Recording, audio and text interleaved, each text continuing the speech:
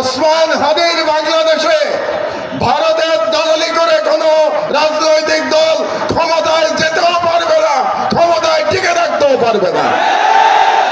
সরকারের প্রতি আহ্বান জানাচ্ছি, আপনারা অনতিবিলম্বে জাতিসংঘে ভারতের বিরুদ্ধে নালিশ উত্থাপন করুন যে ভারত বাংলাদেশের বিরুদ্ধে অঘোষিত যুদ্ধ ঘোষণা করেছে এবং এর বিরুদ্ধে জাতিসংঘের সাধারণ পরিষদ এবং সিকিউরিটি কাউন্সিলে আমাদের অনতিবিলম্বে যেতে হবে।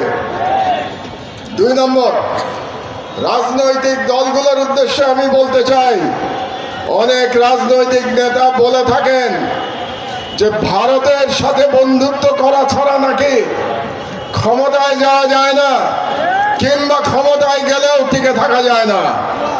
ভারতের সাথে বন্ধুত্ব করে যদি ক্ষমতায় টিকে থাকা যেত তাহলে শেখ হাসিনাকে পালিয়ে ভারতে আশ্রয় নিতে হতো না। কাজেই আমি ওই সমস্ত রাজনীতিবিদদের বলে দিতে চাই, এই ওসমান হাদির বাংলাদেশে ভারতের দলালি করে কোনো রাজনৈতিক দল ক্ষমতায় যেতেও পারবে না, ক্ষমতায় টিকে থাকতেও পারবে না।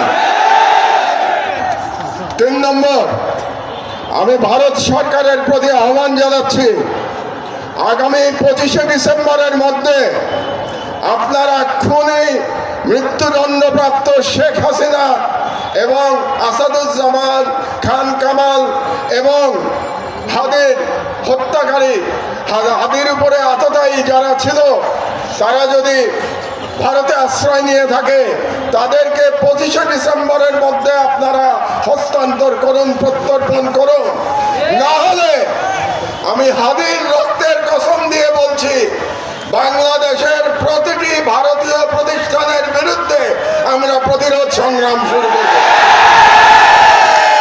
আমি সরকারের প্রতি আহ্বান জানাচ্ছি, 25 তারিখের মধ্যে যদি এই খুনিদের পাঠিয়ে দেওয়া না হয় বাংলাদেশে, তাহলে বাংলাদেশে কর্মরত প্রতিটি ভারতীয়ের ওয়ার্ক পারমিট বাতিল করতে হবে।